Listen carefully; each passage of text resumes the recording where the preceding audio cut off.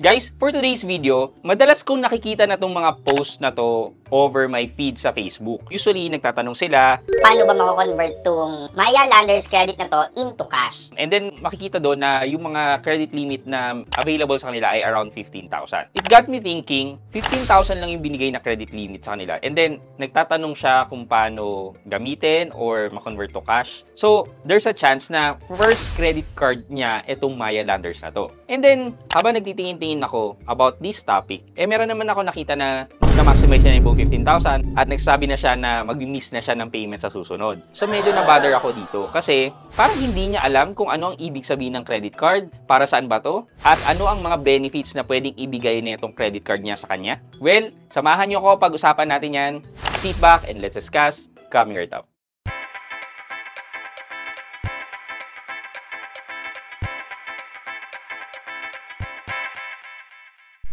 Hi guys, this is Pat and you're in Pat Quintos Review TV. So if you're new to my channel, I do reviews about personal finance na meron na akong experience or meron na akong knowledge na ginawa ko na yun na videos and playlist na makikita nyo dito sa taas. At kung bago ka dito sa channel ko, you may want to consider subscribing to my channel. Yeah guys, so nabanggit ko nga na ganun na marami na ako nakikitang post about this and usually mga 15,000 yung mga credit limit nila. So ang ibig sabihin nito is that possible na this is their first credit card para mabigyan ng mababang credit limit. Nung nagsimula din ako magtrabaho around 2007, yung first credit card ko rin is BPI. Pero yun naman, mas mababa ang credit limit, nasa 12,000.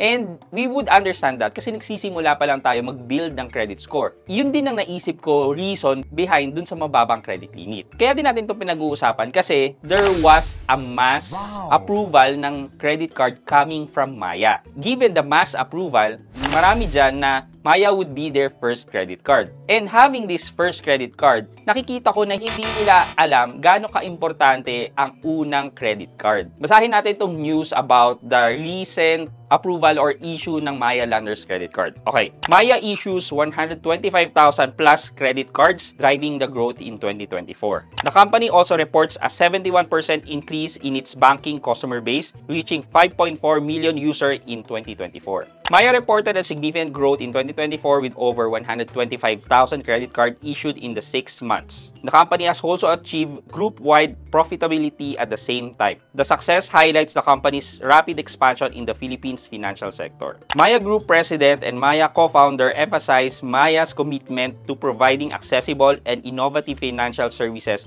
to Filipinos. The company's profitability stems from its integrated approach, combining payment, digital banking, and lending service. So, ito yung mga nakita ko na mga kaka-approve lang. Ayan, ito. Date applied March 18, na-approve ako today. Hindi man mataas ang credit limit, pero okay na to. O, tingnan nyo, 15,000. Ito, just 9 hours ago. Grabe, approve sa akin. Trip ko lang naman sana mag-apply kasi binigyan ako ni Maya ng voucher for membership kahapon. Ito, may lapses pa ako kay Maya Credit. Yung mga ganitong example, makikita natin na for a starting credit limit, around 15,000 nga yung binibigay ni Maya. And additionally, nagkaroon ng mass application kay Maya Landers Credit Card because nagbigay si Maya ng free membership sa Landers. Thus, itong voucher na to ay pwede nilang gamitin to apply for a Maya Landers credit card. Actually, yung Maya Landers membership ang isa sa sa nag-hold back sa mga gustong i-test na mag-apply ng Maya credit card because kailangan pa nila maglabas ng membership fee para lang makapag-apply ng Maya credit card. So, kung titingnan niyo, hindi siya yung normal na credit card sa mga banks natin na yung first year is free of charge. Ito, lumalabas na sa Maya Landers credit card, kailangan mo muna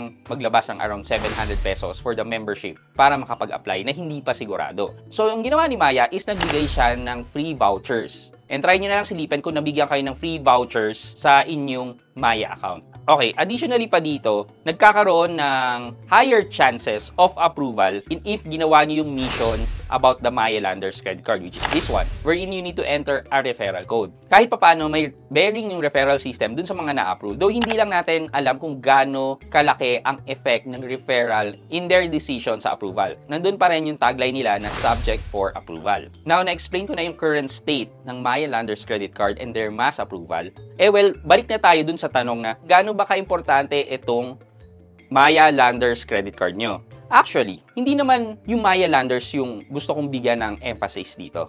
Ang gusto kong bigyan ng highlight dito is yung first credit card. Hindi nyo alam kung gaano kayo kaswerte na na-approvean kayo ng Maya Landers credit card. Kasi ang daming mga tao na apply sa mga credit card, sa mga banks, hindi sila na-approve. Take note that Maya Bank is a bank. Katulad din siya ng mga traditional bank na nagre-review din ng mga applicants nila for their credit line. So, ito kasing first card na to, in this case, si Maya, nag-take si Maya ng risk na bigyan kayo ng credit card, lalo na sa mga first-time card holders. So, ibig sabihin nito, kapag inalagaan nyo itong first credit card na to, pinagandan nyo ang payment status nyo, ang utilization rate nyo. Utilization rate, guys, mas maganda na ang utilization rate nyo lang dyan ay nasa 30%.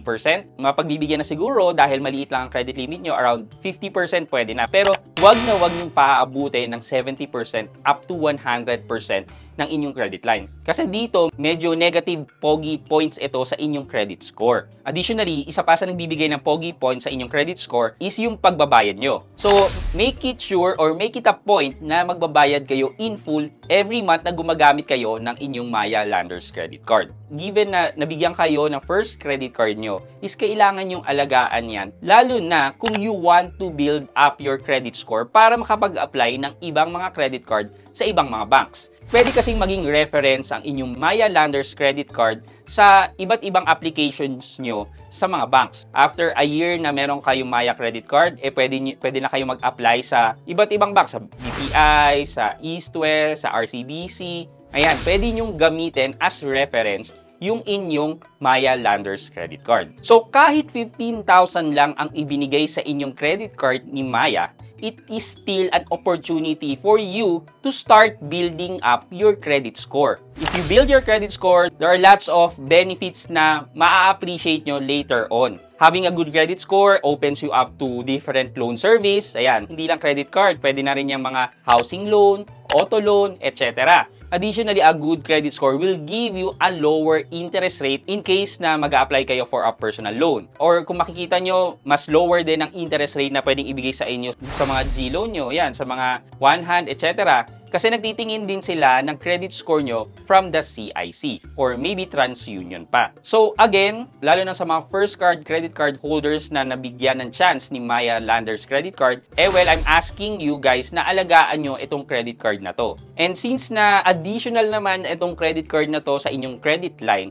well, hayaan nyo lang siya na nandyan na maybe gamitin nyo in case of emergency para at least hindi na kayo malubog sa pagkakautang sa credit card. Kasi guys, pag nasira na ang pangalan nyo, sakit naman sa ulo na ang ibibigay niyan sa inyo. Okay, just in case lang na mag-a-apply kayo ng Maya Landers credit card nyo, meron kayong free voucher, well, you can also use my referral code sa inyong pag-a-apply ng Maya Landers credit card. You can just enter this code when applying for a Maya Landers credit card for maybe consideration approval sa inyong application. Okay, for our question of the day, gusto kong malaman is ano ba yung advantage or benefit na mabibigay sa inyo if you are approved with a credit card. Let me know sa comment section sa baba at may chance kayong manalo ng 1,000 pesos sa ating weekly GCash giveaway.